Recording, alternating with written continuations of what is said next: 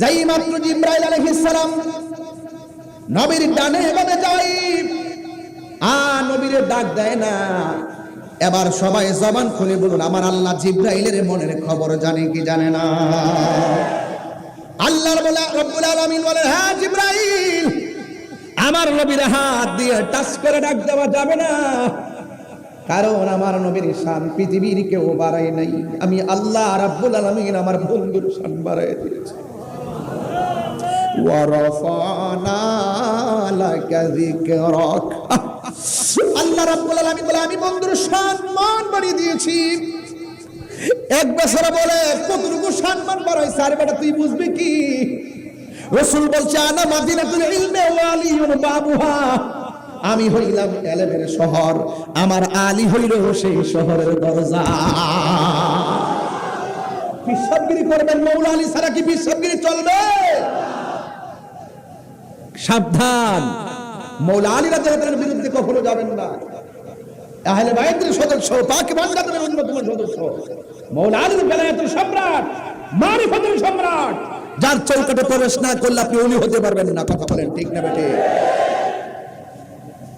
রাসূল বলেন, আনা মাদিনাতুল ইলমি ওয়া আলিয়ুন বাবুহা, আমি নবী হইলাম ইলমের শহর, আমার আলী হলো সেই শহরের দরজা। এই হাদিসটা কি সহিহ না গায়রে সহিহ? কথা বলেন না কেন? এটা কি জাল হাদিস? এটা কি জাল হাদিস? কি হাদিস? তো রাসূল যে বলছে আমি ইলমের শহর, আমার বাংলাদেশের শহরের আয়তন আছে না নাই? ঢাকার আয়তন আছে না নাই? এই দেশটার আয়তন আছে না নাই? তো আমি জানতে চাই রাসূল যে ইলমের শহর, ওই শহরের আয়তন কত? এই মোল্লা আমার কাছে কত? ওই শহরের দৈর্ঘ্য কত আমার কাছে বল। ওই শহরের প্রস্থ কত আমার কাছে বল। ওই শহরের ব্যাস কত আমার কাছে বল। ওই শহরের ব্যাসার্ধ কত আমার কাছে বল। ওই শহরের গভীরতা কত আমার কাছে বল। ওই শহরের উপর কত আমার কাছে বল। তার মানে তুমি ব্যাস বলতে পারবে না, তুমি ব্যাসার্ধ বলতে পারবে না, তুমি দৈর্ঘ্য বলতে পারবে না, তুমি প্রস্থ বলতে পারবে না, তুমি গভীরতা বলতে পারবে না। এটা জানার ক্ষমতা তোমার নাই। কারণ রাসূলের ইলমের গভীরতা কত, কতটুকু সম্মান আল্লাহ রাসূলকে দিয়েছেন, একমাত্র জানে একজন। হুঙ্কার দিয়ে বলো তিনি কে? তুমি আসছো রাসূলকে তোমার মতো মাপতে। মৌলবী আকীদা ক্লিয়ার করেন, এরপরে ওয়াজ শুনেন। ঘটনা একটু পরে বলবো, আজকে একটু লম্বা সময় দিব, কিন্তু রাত্র বেশি হয়েছে তো মাঝখান দিয়ে একটু কমায়ও দিব। হুজুরে বলে ফেলছে সুবহানাল্লাহ, কেন হুজুর তো এত এত মহব্বত করে আমারে। আল্লাহু আকবার। আল্লাহ পাক হুজুর হায়াতে বরকত দান করে, আমিন বল। এই চলতে চলতে একটা ঈমানি সম্পর্ক হয়ে গেছে নাকি ভাইয়েরা আমার? আসবে একটু পরে আসতেছে, বিষয় 4-5টা আয়া পড়ছে এই পর্যন্ত। কোন সাইডে যায় কোন সাইডে যাবো টের পাইতাছি না। এরপর আকীদাটাকে ক্লিয়ার করে দিই, ঠিক কিনা বলেন? তবে দিলটা নরম রাখবেন। আমি যে কোনো মুহূর্তে একটা সাইডে ঢুকবো, যেন দিলটা নরম হয়, চোখে যেন পানি আসে। মা বাপের কবর আযাব যেন আল্লাহ পাক মাফ করে, বলুন আমিন। গভীর মনোযোগ। আল্লাহ রাব্বুল আলামিনের হাবিব ঘুমিয়ে আছে। জিবরাইল আলাইহিস সালাম আমার নবীর হাত, নবীর বডি মোবারকে হাত দিয়া টাচ করে নাই। জিবরাইল আলাইহিস সালাম আমার নবীর কদম মোবারকের ভিতরে নিজের তাজা নরম জিহ্বাটা লাগায়া দিছে। আল্লাহর হাবিবের ঘুম ভেঙে গেল। আল্লাহর হাবিব ডাক দিয়ে বলে, ইয়া জিবরাইল, তুমি কেন আমার কদমের মধ্যে জিহ্বাটা লাগাইলা? জিবরাইল সাল্লাম বলে, ইয়া রাসূলুল্লাহ, আল্লাহ আমাকে আপনার কাছে পাঠাইছি, আপনি নবীকে আমি এই সুন্দর জামাগুলো পরাইয়া মহান রবের দিদার নেওয়ার জন্য। আল্লাহর হাবিব চোখের পানি ছেড়ে কান্না করে দিলেন। আল্লাহর হাবিব চোখের পানি ফেলে কান্না করলেন। হায়রে, কেন কাঁদলো? কেমন নবী? জিবরাইল সাল্লাম বলে, ইয়া রাসূলুল্লাহ, চোখের পানি ফেলে কান্না করলেন কেন? আমার নবী বলে, জিবরাইল, আমি যদি চলে যাব মহান রবের দিদারে জমিন ছাইরা, আমার উম্মত গুলো আমি কোথায় রেখে যাব? আমার উম্মত আমি কোথায় রেখে যাব? আল্লাহর হাবিব চোখের পানি মোবারক ছেড়ে কান্না শুরু করলেন। সাথে সাথে আমার আল্লাহর মহব্বতের দরিয়া আগুন লেগে গেল। দরিয়ার মধ্যে জোশ মেরে উঠলো। ডাক দিয়া বলে, জিবরাইল আমার বন্ধুরে বলে দে, আমার বন্ধুরে যতক্ষণ আমার দিদারে রাখবো ততক্ষণ পর্যন্ত আমার নবীর উম্মতের আমল নামায় একটা গুনাহ লেখা হবে না।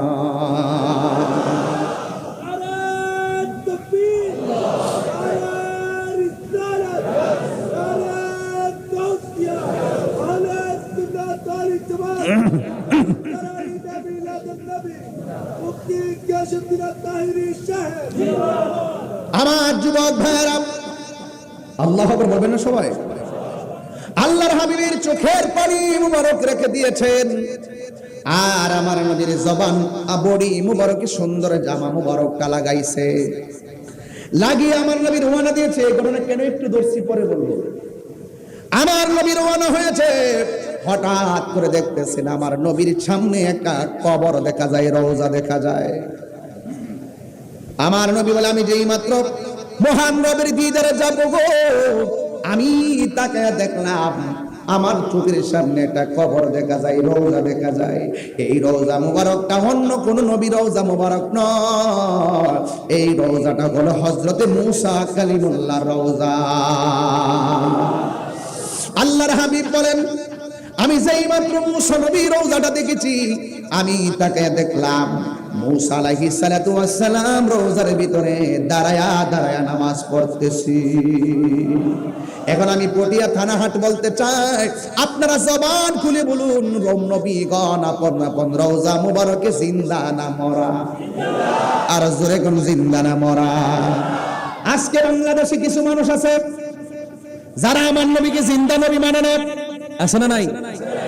এরা হলো আহলে হাদিস, লা মাযহাবী। ওরা নবীর জিন্দা নবী মানে না, ওরা জিন্দা নবী মানে না। ওই দিন আমি এক ওয়াজে বলছিলাম, ওরা হলো হাফ লেডিস। এটা বলার পরে তাদের অঙ্গনে পুরো আগুন লেগে গেছে। আমি কেন বলছি এখানে হাত বান্ধা যিনি নামাজ পড়ি হাফ লেডিস, আমি কেন হাফ লেডিস করলাম? এর মাথা নষ্ট হয়ে গেছে। তখন আমাকে প্রশ্ন করছে তাদের কয়েকজন শাইখ, যে আপনি যে বলছেন এখানে হাত বান্ধা হাফ লেডিস, আপনি কি শাফি মাযহাবের বিরোধিতা করে কি এই কথাটা বলেছেন? আমার কাছে জানতে চেয়েছেন। আবার তিনি বলেছেন হাদিসে যে এখানে হাত বাঁধার কথা আছে, আপনি কি ওই রাবির বিরুদ্ধে অবস্থান নিয়ে বলেছেন? কোন কারণে বলেছেন আপনি ক্লিয়ার করুন।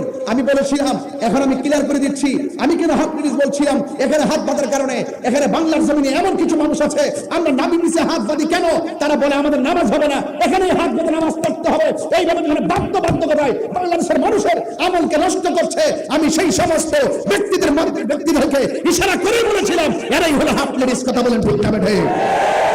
আপনি যদি শাফি মাযহাব অনুসরণ করেন আমার কোনো আপত্তি নাই, মালিকি মাযহাব পালন করবেন অসুবিধা নাই, আপনি সেটা পালন করেন। আপনি হাম্বলি মাযহাব অনুসরণ করবেন, আপনি সেটাই করেন। আপনি হানাফি মাযহাব করবেন, আপনি সেটাই করবেন। কথা বলেন ঠিক না বেঠে? আমরা যেটা আমল করি আপনি বলবেন সেটা হবে না, তাহলে তো আমি আপনাকে হাফ লেডিস বলতেই পারি। আপনি একুলো না সেকুলো না, আপনি ফেতনা ছড়ানোর জন্য সমাজের ভিতরে আপনি এগুলো শুরু করে দিয়েছেন। কথা বলেন ঠিক না বেঠে? পরিষ্কার কথা।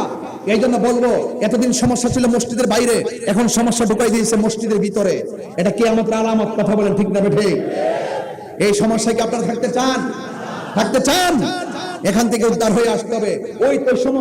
ওই সমস্ত ফতোয়াদেরকে আমি বলি, সে হাফ লেডিস যারা নাভির নিচে হাত বাঁধাকে বলে জায়েজ হবে না, এবং বুকের উপরে হাত বেঁধেই তারা নামাজ পড়তেই হবে, এইরকম বাধ্যবাধকতা করে আমাদের সমাজের মানুষকে গোমরাহ করছে। এই জন্য আমি তাদেরকে বললাম, আমরা ছাত্র জীবন থেকে পড়েছি পুরুষ এবং নারীদের সালাতের পার্থক্য কি। আমরা পড়েছিলাম নারীরা হাত বাঁধবে বুকের উপরে, পুরুষ হাত বাঁধবে নাভির নিচে। এটার কথাই বুখারী শরীফে বলা, এটা শরীফ হাদিস শরীফের মধ্যে এসেছে। তাহাত্তা সুররা, নাভির নিচে হাত বাঁধার কথা হাদিস শরীফে এসেছে। আজকে ওই হাদিসটাকে তারা জাল বলে। ওরা বলে এই হাদিসের কোনো ভিত্তি নাই, বাহাসের চ্যালেঞ্জ করে। আপনি বুকের উপরে বাঁধবেন না, হাত ছাইরা নামাজ পড়েন। আপনি আগে আকীদা ক্লিয়ার করুন, আপনি কোন মাযহাব অনুসরণ করেন। কথা বলেন ঠিক না বেঠিক? এই যারা এইগুলো নিয়ে ঠেলাঠেলি করে, তারাই আমার নবীকে জিন্দা নবী মানতে চায় না। তো তাদের সাথে আমাদের সমস্যা আমল নিয়ে নয়, তাদের সাথে সমস্যা আমাদের ঈমান নিয়ে। কথা বলেন ঠিক না বেঠিক? এই জন্য তাদের খপ্পরে পা দেওয়া যাবে। তারা বলে আমার রাসূল নাকি রওজা মুবারকে মরা অবস্থায় পড়ে আছে। নাউজুবিল্লাহ, আরো বড় করে বলেন। আল্লাহর হাবিব বলেন, আমি দেখলাম মূসা নবী রওজা মুবারকের ভিতরে দাঁড়ায়া দাঁড়ায়া নামাজ পড়তেছে। এখন জবান খুলে কোন মুসা নবী যদি রওজা মোবারকে জিন্দা থাকে, আমার নবী কি জিন্দা না মরা? আমার নবীর রুটম্যাপটা আল্লাহ মুসা নবী রওজার উপর দিয়ে বানাইছে। ইচ্ছা করলে আমার আল্লাহ ইব্রাহিম নবী রওজার উপর দিক দিয়ে আমার নবীর রুটম্যাপটা বানাইতে পারতো। আজকে যে আমি ব্রাহ্মণবাড়ি থেকে এসেছি, ফেনী হয়ে এসেছি, ফেনী 14 গ্রাম হয়ে রুটম্যাপটা বানাইছি। আল্লাহ আমার নবীর মেরাজে নেওয়ার সময় মুসা নবী রওজার উপর দিক দিয়ে মেরাজটার রুটম্যাপ বানাইছে, ইব্রাহিম নবীর উপর দিক দিয়ে বানাই নাই। বন্ধুরে কান্দিম একটু, কষ্ট হবে আপনার, কষ্ট হবে। বন্ধুরে আমার, ও আমার পটিয়ার বাবা, ও আমার থানাহাটের বন্ধুরা গো, এবার আমার নবীর রওজা নবীর রোডম্যাপটা আল্লাহ কেন মুসা নবীর রওজার উপর দিক দিয়ে বানাইছে? একটা মাত্রই কারণ, এই পৃথিবীতে একটা নবী আল্লাহর সঙ্গে তুর পাহাড়ে কথা বলতো। কথা বলেন। আল্লাহরে বলছে, আল্লাহ তুমি আমারে দেখা দাও। আল্লাহ বলছে, না না তুমি আমারে দেখতে পারবা না।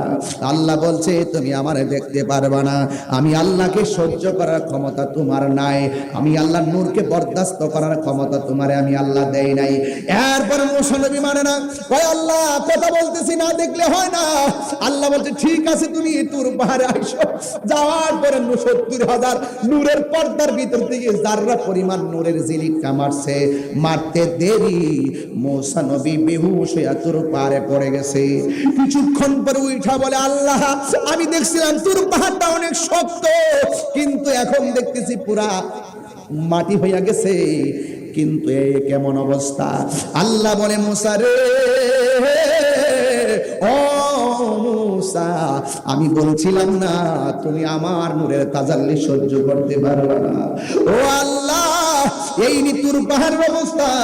আল্লাহ বলে, হ্যাঁ হ্যাঁ হ্যাঁ, তোর পাহাড় লয় হইয়া গেছে, তোমার গায়ের ভিতরে ওই সেই আসর পড়তো একটা মাত্র কারণে, ওই নূরের তাজাল্লি দিয়ে তোমাকে বশীভূত করা হয় নাই, কারণ তোমার কপালের মধ্যে ছিল আমার হাবিবুল্লাহর নূর মুবারক। আল্লাহু আকবার, জোরে বলেন না কেন? হায়রে ও আমার পটিয়ারা বাবা, নবী পাকের নূর, যারা নবীরে মানে না নূর, হেরা কিতাব সুর।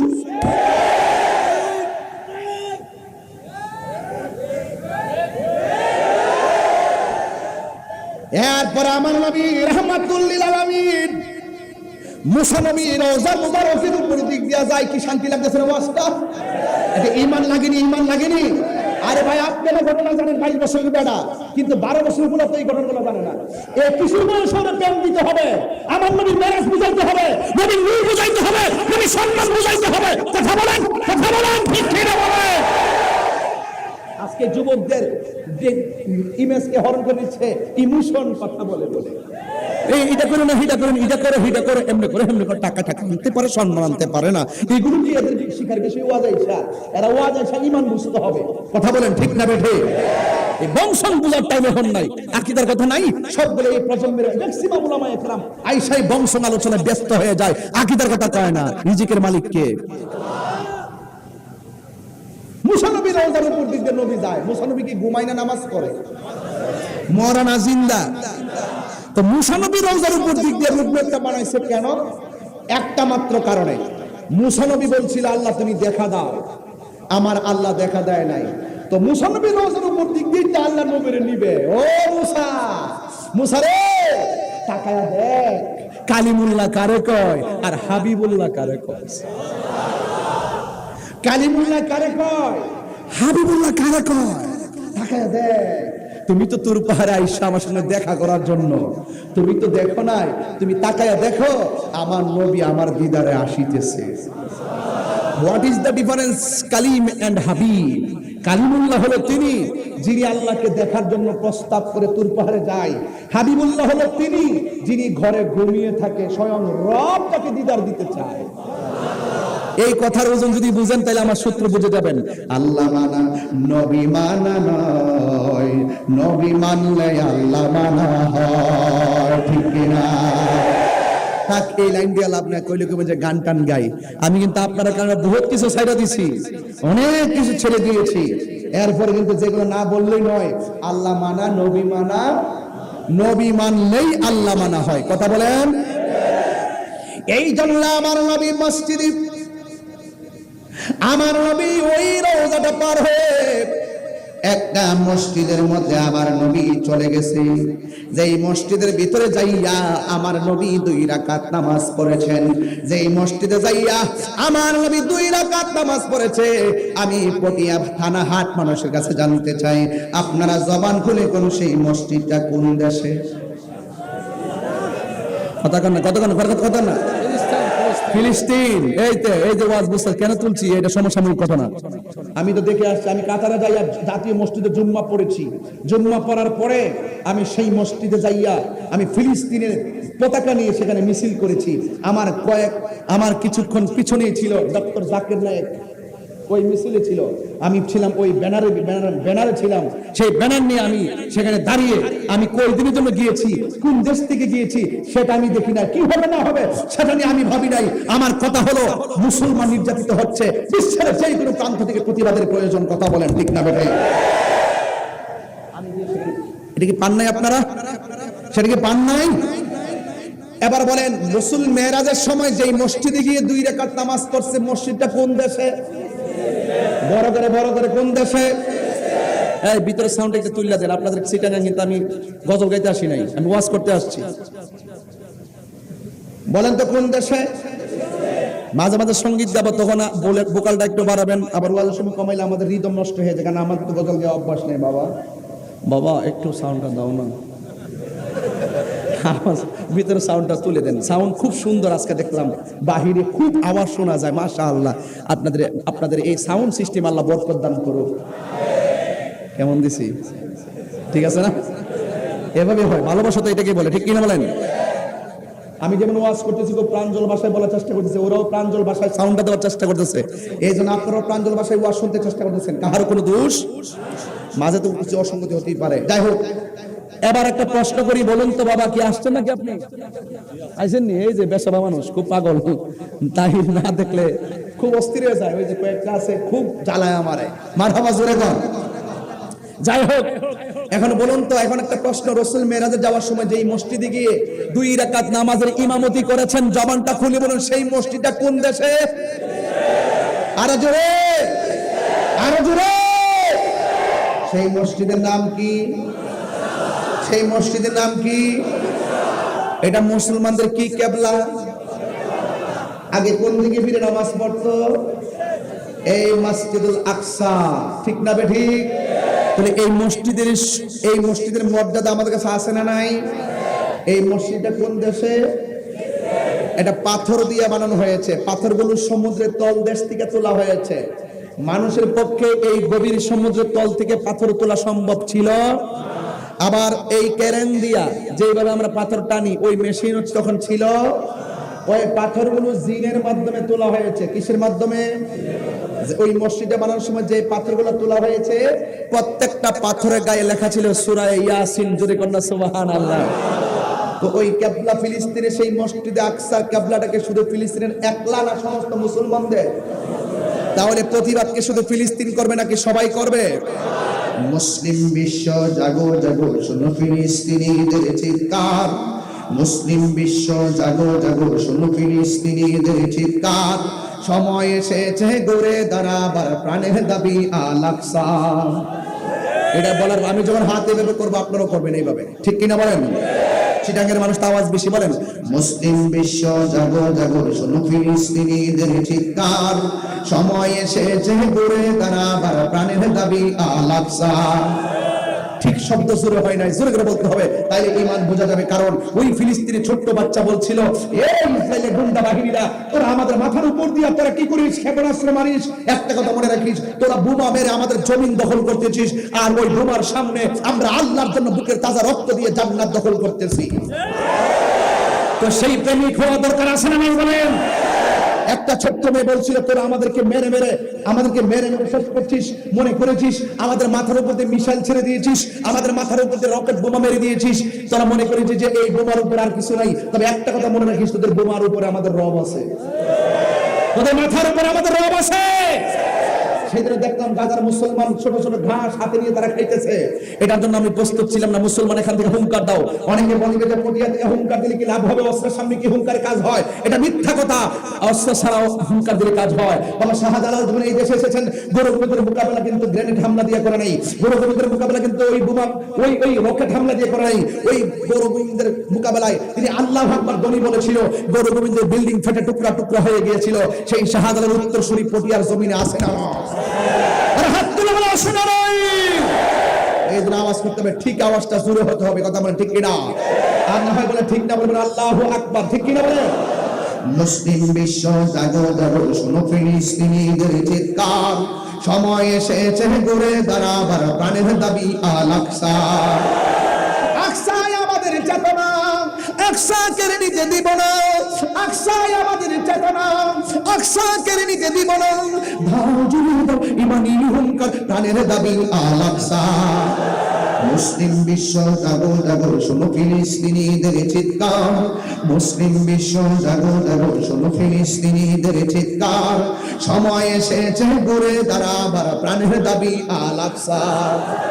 মুসলিম আমরা অভিন্ন জাতি, তামান্না দু চোখে শহীদি, হিংসা বর্বর মানবতা বিরোধী, হটাও শয়তান ইহুদি, ঠিক কিনা? মুসলিম আমরা অভিন্ন জাতি, তামান্না দু চোখে শহীদি, হিংসা বর্বর মানবতা বিরোধী, হটাও শয়তান ইহুদি। যাব মুসলিম আবার প্রাণের দাবি আল আকসা, ঠিক কিনা? মুসলিম বিশ্ব জাগো জাগো, শোনো ফিলিস্তিনিদের চিৎকার, মুসলিম বিশ্ব জাগো জাগো, শোনো ফিলিস্তিনিদের চিৎকার, সময় এসেছে ঘুরে দাঁড়াবার প্রাণের দাবি আল আকসা। দুই হাত সোজা করেন, দুই হাত সোজা করেন। মুসলিম বিশ্ব জাগো জাগো, শোনো ফিলিস্তিনিদের চিৎকার, সময় এসেছে ঘুরে দাঁড়াবার প্রাণের দাবি আল আকসা। আর কত ঘুমিয়ে থাকবে তুমি, জ্বলছে পুড়ছে ফিলিস্তিনিদের জন্মভূমি, ঠিক কিনা? বদলানি বয় এবার জালিমের দুর্গ করে ছারখার, ঠিক কিনা? মুসলিম বিশ্ব জাগো জাগো, শোনো ফিলিস্তিনিদের চিৎকার, সময় এসেছে ঘুরে দাঁড়াবার প্রাণের দাবি আল আকসা। মুসলিম বিশ্ব জাগো জাগো, শোনো ফিলিস্তিনিদের চিৎকার, সময় এসেছে ঘুরে দাঁড়াবার প্রাণের দাবি আল আকসা, সময় এসেছে ঘুরে দাঁড়াবার প্রাণের দাবি আল আকসা, ঠিক কিনা? মাথার উপরে উড়ছে শকুন, গিরার কাঁচা নয়া ফেরাউন, মাথার উপরে উড়ছে শকুন, গিরার কাঁচা নয়া ফেরাউন। এই ফেরাউন কি আসলে কি ইহুদি না? এই ইহুদি বিরোধীকে লড়ে দাঁড়াতে হবে না আমাদের? আর কথা বলতে দাঁড়াতে হবে না? আমি তাকবীর কণ্ঠে এই পটিয়ার জমিনে বলতে চাই, এই ফিলিস্তিনে মসজিদে আকসা শুধুমাত্র ফিলিস্তিনি একা নয়, এটা সারা বিশ্বের মুসলমানদের কিবলা। এই কিবলাকে রক্ষা করতে গিয়ে হলে জান দিলে জান দিব, প্রাণ দিলে প্রাণ দিব, রক্ত দিলে রক্ত দিব, কথা বলেন ঠিক কিনা?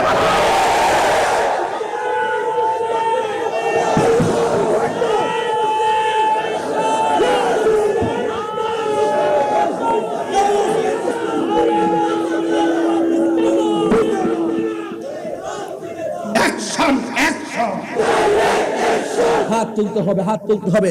আমি নরম ভাষার ওয়াজ বুঝি না।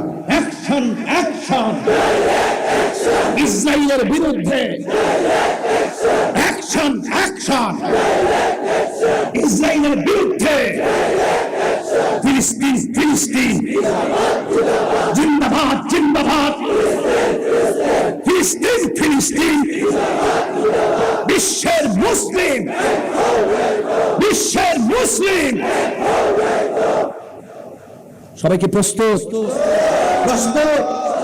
আমি তো বিশ্বাস করি হাজার মানুষের বিরোধী একটা প্রেমিক যদি চোখের পানি ছেড়ে দেয়, ওই চোখের পাওয়ার এত বেশি হবে, ইসরায়েলের দুর্গ ভেঙে টুকরা টুকরা হয়ে যাবে, ঠিক কিনা বলেন?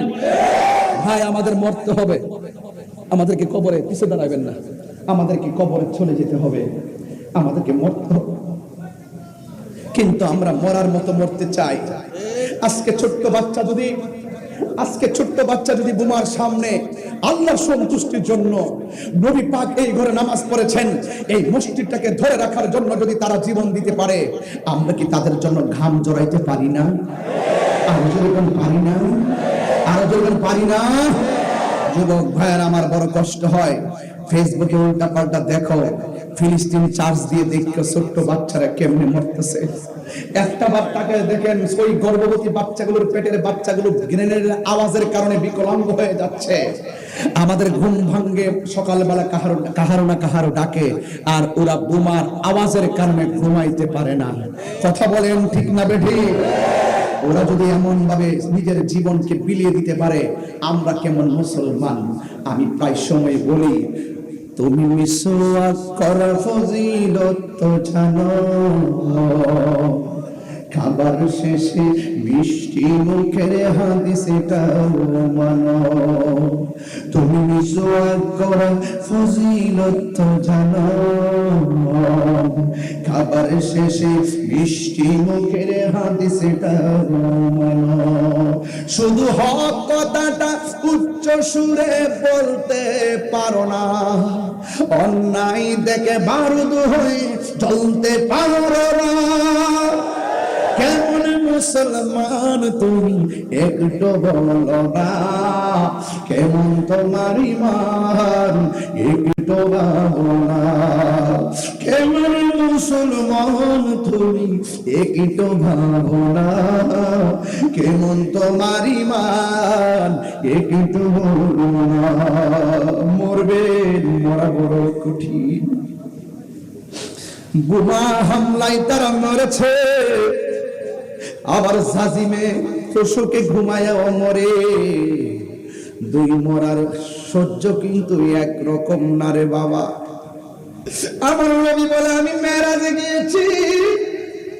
এই কথা যদি এই পর্যন্ত আমি না বলতাম, আমার জবাব দিতে দম লাগবে। আমার মুসলমানরা কষ্ট করতেছে, আমি একটা ঘটনা বলে চলে যাবো, এটা হতে পারে না, আমি তাদেরকে স্মরণ করেছি, মুসলমানকে চেতনা দিয়েছে। আসুন একটু সামনে যাই। আরে মুসলমানরা রাতে ঘুমাইতে পারে না।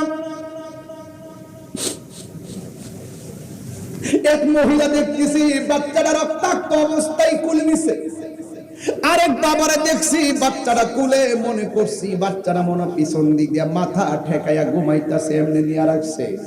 এইভাবে যখন বাচ্চারা নিয়ে রাখছে, মনে করছি মাথাটা মনে পিছনে। হঠাৎ করে ক্যামেরায় দেখলাম বাবার কোলের সন্তানটার মাথা গলা পর্যন্ত আলাদা হইয়া কোথায় জানে এমন ভাবে মাথা লইয়া, শুধুমাত্র বডিটা লইয়া এমন ভাবে কে আল্লাহ কোন আদালতে বিচার দিব না, তোমার আদালতে বিচার দিলাম, তুমি আমাদের তুমি সাহায্য করো। আমার নবী বলে মেরাজে গিয়া আমার নবী ওই মসজিদের মধ্যে নামাজ পড়ছে, আল্লাহর দিদারে গেছে। মাসকান দিয়া ফিলিস্তিনের উপরে এত আগ্রাসন চালাইছে ইহুদির গুন্ডা বাহিনীরা। আর আমরা বাংলার জমিনে এই টকশোর মধ্যে বৈশা বসে কি কই জানেন? হামাস নাকি বোমা মাইরা ইসরায়েলের 300 সৈন্যরে মারা নাকি ঠিক হয়েছে না। 300 জন সৈন্যরা নাকি মারা ঠিক হয়েছে না। ফিলিস্তিনের পক্ষ থেকে বোমা মাইরা ইসরায়েলের 300 সৈন্য বাহিনী উড়াই দিছে। মারহাবা কোন? আর বাংলাদেশের কিছু দাজ্জাল মার্কা মৌলবী বৈশা কি কই জানেননি? বৈশা বলতেছে ফিলিস্তিন এমন ভাবে ইসরায়েলের সৈন্য মারা ঠিক হয় নাই, কয় যুদ্ধ করে নাকি সমাধান হবে না, কলম দিয়া নাকি সমাধান হবে। এ কেমন দালাল মৌলবী! আজকে 300 মারছে, তোর শরীরটা জ্বললা উঠছে। 1947 সাল থেকে মুসলমান ফিলিস্তিনিদেরকে ইহুদি বাদাইমার গোষ্ঠীরা মারতে মারতে 95 ভাগ ফিলিস্তিনের জায়গা ওরা দখল কইরা কোটি কোটি মানুষ তারা মাইরা ফেলাইছে। এতদিন পর্যন্ত তোমরা ছিলা কোথায়? কথা বলেন ঠিক কিনা? আমাদের আজ সুন্নাত ওয়াল জামাতের কথা হলো ইসরায়েল হলো বাদাইমা গোষ্ঠী। কথা বলেন না কেন? ইসরায়েল হলো বাদাইমা গোষ্ঠী। হিটলার যখন 60 লাখ ইহুদিরে মাইরা ফেলাইছে, তখন বাইরে গেছে কিছু ইহুদি আইসা ফিলিস্তিনের কাছে জায়গা চাইছে, ওই রোহিঙ্গাদের মতো। রোহিঙ্গার মুসলমানদের মতো প্রাইম মিনিস্টার জায়গা দিছে, মায়া করে দিছে। হেরা যদি যুদ্ধ লাগাই আমরা লোক, এটা কি গাদ্দারি তো না? মায়া কইরা জায়গা দিছে, মানবতা কইরা। এরপরে জোরে চালাইছে, চালাইয়া ফিলিস্তিনের দখল করছে। এতদিন তোমরা ছিল কোথায়? এতদিন, হ্যাঁ, এতদিন তোমরা ছিলা কোথায়? এই জন্য যুবক ভাইয়ের আমার, ওই মৌলবীদের কারণে, দালালগুলোর মূল কারণে, ওই সমস্ত দালালদের কারণে আজকে ফিলিস্তিনের এই অবস্থা। দালাল যদি না হইতো, বিশ্বের মুসলিম হুঙ্কার দিলে ওই ইসরায়েলের গুন্ডা বাহিনীরা পলাইতে বাধ্য হইতো। কথা বলেন ঠিক কিনা? আমার পরিবার, আমি মেরাজে গেলাম, ওই মসজিদে 2 রাকাত নামাজ পড়েছি, আবার আল্লাহর দিদার কইরা জমিনে এসেছি। আমি যাওয়ার সময় দেখছি অনেক আযাব আর গজব আল্লাহ আমারে দেখাইছে। সবচাইতে কঠিন আযাব দেখেছি কবরের আযাব। কথা কোন ঠিক কিনা? এই দুনিয়া ছেড়ে চলে যাব একদিন, এ দুনিয়া ছেড়ে চলে যাব একদিন। মায়ারি বাঁধন ভেঙে যাবে, বাঁধন ভেঙে যাবে একদিন। মায়ারি বাঁধন ভেঙে যাবে একদিন। এই যে বাড়ি গাড়ি ক্ষমতা সবই চলে যাব আমি, পরে রবে সবই। হাত তুলে দেখাই দেন আমারে। এই যে বাড়ি গাড়ি ক্ষমতা সবই চলে যাব আমি, পরে রবে সবই। দুনিয়ার মায়া সব, দুনিয়ার মায়া সব পরে রবে একদিন। এ দুনিয়া ছেড়ে চলে যাব একদিন। মায়ারি বাঁধন ভেঙে যাব একদিন। আসিব না আমি এ ভুবনে কোনদিন, এ দুনিয়া ছেড়ে চলে যাব একদিন। মায়ারি বাঁধন ভেঙে যাব একদিন। হাত নামান, একটু জবান খুলে কন্যা আল্লাহু আকবার। আরে ওয়াজের 55 মিনিট পরে একটা কাগজ আসছে কবর আযাব নিয়ে বয়ান করার জন্য। এই জন্য আমি মাঝখান দিয়ে কমিটিদের কথাটা রাখবার জন্য একটা ওয়াজে ঢুকাইয়া দিলাম। এই জন্য ফিলিস্তিনের মুসলমানরা যদি রবের জন্য জীবন দিতে পারে, নবীর জন্য জীবন দিতে পারে, আল্লাহর ঘর রক্ষা করার জন্য জীবন দিতে পারে, আমরা পটিয়ার মানুষ পারি কি পারি না? এই জন্য কবর আযাব সবচাইতে ভয়ঙ্কর। ও যুবক, ঢাকা শহর গেলে, আজকেও আমি আসার সময় অনেক আমার ড্রাইভার বলতেছে, হুজুর কাতার যে গেছেন কেমন লাগছে বিল্ডিং গুলা? আমি কাতার যাইও বলছি, কাতার ভাইরা রে, বড় বড় বিল্ডিং দেখে বড় সুন্দর লাগে। একবার ভাবছনি সেই বিল্ডিং এর মালিক এখন কোথায় আছে? বড় বড় বিল্ডিং এর কাছে যাইয়া বিল্ডিং দেখে আনন্দ কইরো না। ওই বিল্ডিং এর জায়গা যিনি কিনছিল 200 বছর আগে, ওই লোকটার কবরের সন্ধান নিয়া ওই কবরের পারে যায় চোখের পানি ফেলায়া কান্দ আর আল্লাহরে বলো, আল্লাহ একদিন তো আমরা এই ঘরের মধ্যে চলে আসবো, এই ঘরের মধ্যে তুমি জান্নাতের বিছানা বিছাইয়া দিও। যুবক ভাইরা আমার, ফিলিস্তিনের মুসলমানদের ভালোবাসা বুকের মধ্যে নিয়ে আমি বলে দিয়ে যাই, এই দুনিয়া একদিন শেষ হয়ে যাবে। এই দুনিয়া শেষ হওয়ার আগে আমার জীবনের কাছে আজরাইল আসবে। আজরাইল কত বড় জানি ও যুবক? আজরাইলের এক মুষ্টি মাটি সমান সমান 40 মণ। আর এক রাওয়ায়াতে লেখে আজরাইলের এক মুষ্টি মাটি সমান সমান 70 মণ। বুঝতেই তো পারতেছেন আজরাইলের হাতটা কত বড়। হাত যদি এত বড় হয় তাইলে তার বডিটা কত বড়। 7 সমুদ্র 13 নদীর পানি যদি আজরাইলের মাথায় ঢেলে দেওয়া হয়, 1 ফোঁটা পানিও জমিনের মধ্যে পড়বে না। এই জন্য আমার নবী বলে, এই দুনিয়া ছেড়ে মানুষ যখন কবরে চলে যাবে, এই কবরে মা যাবে না, ওই কবরে ভাই যাবে না। ফিলিস্তিনি মুসলমানরা জীবন দিতেছে, মনে করছেন গায়ে থেকে রক্ত ঝরতেছে, তাদের কবরের খবর নিয়ে দেখেন, তারা কবরে যাইতে দেরি, ওই কবরে তাদের বিছানার নিচে আল্লাহ পাক জান্নাতের গালিচা বিছাই দিতে দেরি করে। প্রেমিকের জন্য এই উপহার গিফট আছে না নাই? আর যারা আছে না না, এই জন্য আমার যুবক ভাইরা, কবরের আযাব বড় কঠিন। এই জন্য আমার নবী, আপনার নবী বলেছেন, এই কবর হলো জান্নাতের টুকরা, এই কবর হলো জাহান্নামের গর্ত। ও পানাহাটির ভাই, সুন্দর সুন্দর ওয়াজ শুননা, সেলিব্রেট শুননা শুননা পাগল হইও না।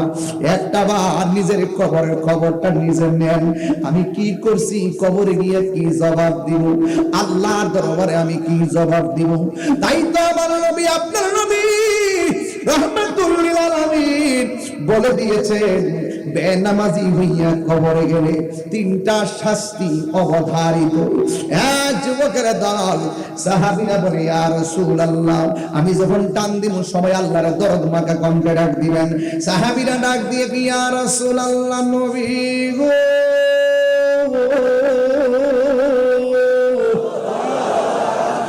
মায়ার নবীজি, আমরা জানতে চাই বেনামাজের জন্য কবরের ভিতরে 3টা শাস্তি কি কি? আমার নবী, আপনার নবী বলে, হে উম্মত, বেনামাজি হইয়া কবরে গেলে ওই কবরের মাটি, 2 পাশের যে মাটি আছে, এই মাটিগুলা তোমার বডিটারে এমন ভাবে চাপা মারবো, এমন ভাবে চাপা মারবো, ডান পাশের হাড্ডি গুলি বাম পাশের হাড্ডির ভিতরে ঢুইকা যাইবো রে। আমার তানাহাট বাজারের বাবারা, মনে কি পড়ে না গো বাবা, এই বাজার ব্যবসায়ী কমিটিদের অনেক সভাপতি ছিল, তারা কিন্তু অনেকে কবরে চলে গেছে। এই বাজার ব্যবসায়ী জীবনে বহু কমিটি হয়েছে, যারা মাহফিল এখানে আয়োজন করত, এমন অনেক মানুষ আজকে কবরে চলে গেছে, কিন্তু কবরে কেমন আছে জানি না। এই কথাটা আমি 2টা জায়গায় ওয়াজ করলে সহ্য করতে পারি না। একটা হলো মা বাবার ওয়াজ, আর একটা কবর ওয়াজ, আর একটা হলো কারবালার ওয়াজ। এই জন্য বড় মায়া লাগে, আমার বাবার পরে 4 বছর আগে কবরে ঢুকাইয়া দিয়াইলাম, কবরে সুখে কিনা দুঃখে আছে আমি জানি না। আমার দাদা 100 বছর আগে চলে গেছে, দুঃখে কিনা সুখে আছে আমি তাই জানি না। যুবক, আমার নবী বলে, বেনামাজি হইয়া কবরে গেলে ডান পাশের মাটিটা তোমার চাপা মারো, বাম পাশের হাড্ডির ভিতরে ঢুকাইয়া দিব, বাম পাশের হাড্ডিটার মধ্যে চাপা মারো, তোমার হাড্ডির ভিতরে ঢুইকা যাইব। বডিটারে এমন ছোট বানায়া কবরটারে এমন সংকুচন করে দিবে রে বাবা। আমার নবী বলে, ওই সময় কবরের মানুষটা মাটির চাপা খাইয়া এমন জোরে চিৎকার মারবো, আমার নবী বলেন, এই কান্নার আওয়াজ যদি কোন মানুষের কানের মধ্যে লাগতো, ওই মানুষের কানের পর্দা পাইটা রক্তক্ষরণ হইয়া লোকটা মারা যাইত। আমার নবী বলে, কবরের মানুষগুলো এমন ভাবে হাউ মাউ কইরা সকাল সন্ধ্যা কান্দে। এই কান্নার আওয়াজ যদি পৃথিবীর কোন মানুষের কানের মধ্যে লাগতো, মানুষ 3 বেলা খাইতে পারতো না, ভালো করে ঘুমাইতে পারতো না। এই আওয়াজে কানের পর্দা পাইটা মারা যাইত, জানাজা করানোর মানুষ খুঁজে পাইতো না। যুবক, আমার নবী বলে, মাটি চাপা মারবো বেনামাজি রে। 2 নম্বর হলো, এই কবরের ভিতরে সাপ ঢুকাইয়া দেওয়া হবে, সাপ তোমার সবর মারবো। 3 নম্বর হলো, এমন ভাবে তোমার কবরে জাহান্নামের আগুনের উত্তাপ দেওয়া হবে। এই কবরের ভিতরে আগুন দেওয়ার কারণে তোমার কবরের ভিতরে এমন আযাব শুরু হয়ে যাবে, ওই কবরের মধ্যে জাহান্নামের আগুনের উত্তাপ দুনিয়ার আগুনের চাইতে 70 গুণ গরম।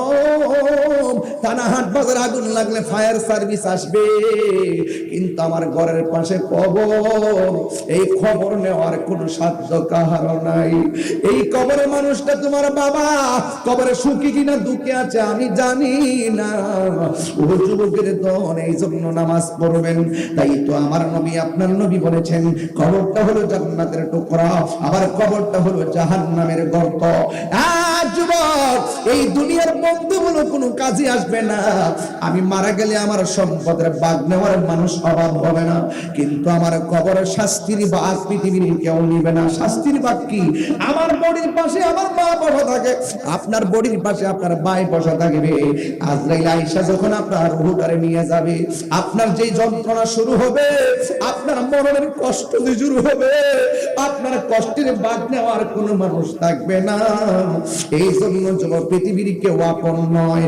এই জন্য আমি বলছিলাম, যদি কবরের মধ্যে আপন হইতে চাও, ঈমান লাগবে আর নেক আমল লাগবে, এছাড়া আমাদের কোনো উপায় নাই।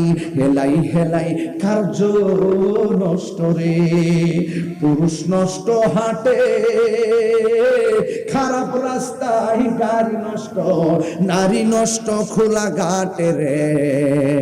হেলাই হেলাই কার্য নষ্ট রে, 500 রুটে পয়সা নষ্ট, যুবক নষ্ট মদে, কুসমাজে গেরাম নষ্ট, খাদক নষ্ট সুদে। আমার যুবক আওয়াজ করে ঠিক না বেঠিক? 500 রুটে পয়সা নষ্ট, যুবক নষ্ট মদে, কুসমাজে গেরাম নষ্ট, খাদক নষ্ট সুদে। আরে টাউনে গুইরা ছাত্র নষ্ট, কীটে নষ্ট ফুল, অতি মায়াই বধূ নষ্ট, দুলাই নষ্ট চুল রে। হেলাই হেলাই কার্য, এটা রাত্রে বয়া বয়া শুনবেন, তাইলে বুঝবেন তাহলে কি হয়ে গেছে। 2 ঘন্টার ওয়াজ ঢুকাই দিছি গতকালের ভিতরে। হেলাই হেলাই কার্য নষ্ট রে, পুরুষ নষ্ট হাটে, খারাপ রাস্তায় গাড়ি নষ্ট, যুবক নষ্ট, নারী নষ্ট খোলা ঘাটে রে। হেলাই হেলাই কার্য নষ্ট রে। যতই হেলাই খেলো না কেন, একদিন তো রঙের বাজার শেষ হয়ে যাবে। কেহ লইল আতর লোবান, কেহ লইবে জন, কেহ লইব বড়ই পাতা, নয়ন জলে বুক ভাসে রে, কান্দে হাই হাই রে সবাই, হাই হাই রে, হাই হাই রে সবাই, হাই হাই রে। ভাইয়ে কান্দে, বোনে কান্দে, কান্দে আপন জন, কান্দিয়া কান দিয়া জনম বিদায় তোমায় দিবে রে।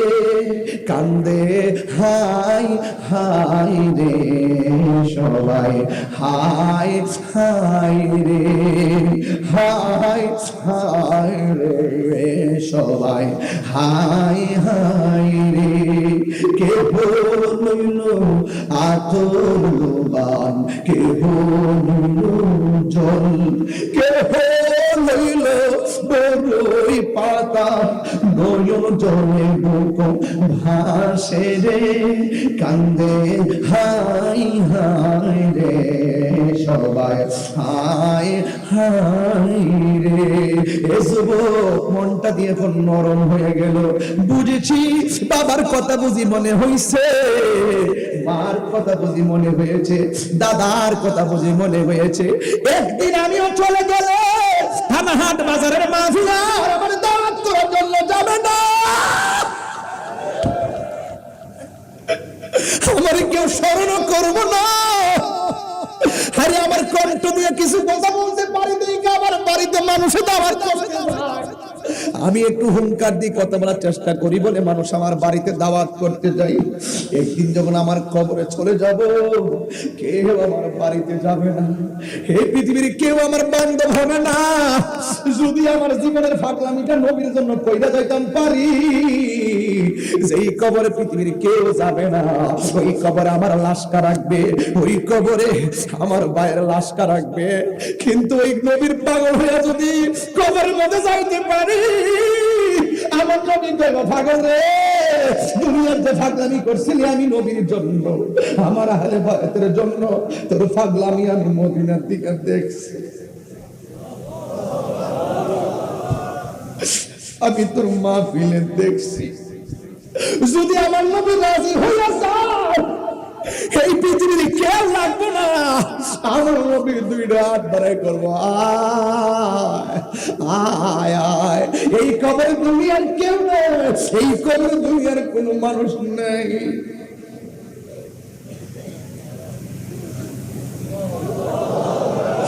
এই কবরে কেউ নাই। দুনিয়ার পথ পদবি পাইতে গেলে অনেকে টাকা দেখে, লোক দেখে, সম্পদ দেখে, ক্ষমতা দেখে। আমার নবীকে আমি নবীরে রাজি করতে গেলে টাকা পয়সা লাগে না, শুধুমাত্র মহব্বত লাগে।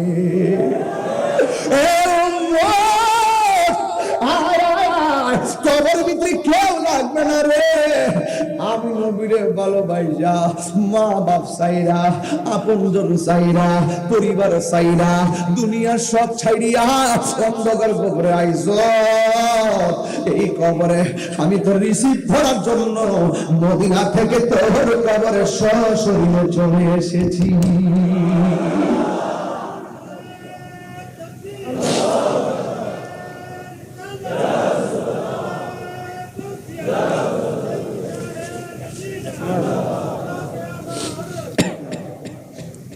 আমার নবী কবর আসার ক্ষমতা আছে না নাই? আরে বাবা, দুনিয়ার মানুষকে খুশি করতে যায় কথা বলো না, নবীকে খুশি করতে যায় কথা বলেন। দুনিয়ার মানুষ আপনাকে পাগল বলতে পারে, কিন্তু আমার নবী যদি রাজি হইয়া যায়, আপনার ইহকাল পরকাল ধন্য হয়ে যাবে। কথা বলেন ঠিক না? এই জন্য কোন কারণে আপনি চলতেছেন, কোন কারণে আপনি আল্লাহরে ডাকতেছেন, সব আল্লাহ জানে। এই জন্য দুনিয়ার মানুষকে খুশি করতে যাই আপনি কথা কইেন না। কথা বলবেন একজনকে খুশি করার জন্য, জবান খুলে বলুন তিনি কে? আলিমুল গায়বি ওয়াশ শাহাদাতুর রহমানুর রহিম।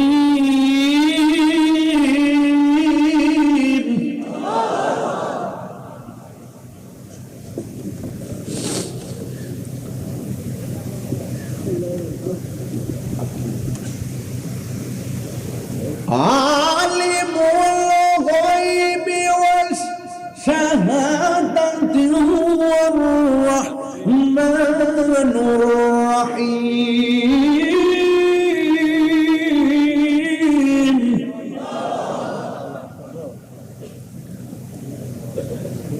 আমি যতবার বলবো আপনারা আল্লাহকে ডাকবেন। আল মালিক। প্রস্তুত? তাহলে আবার প্রথম থেকে বলি। হুয়াল্লাহুল্লাযী লা ইলাহা ইল্লা হু আলিমুল গায়বি ওয়াশ শাহাদাতি হুয়ার রাহমানুর রহিম।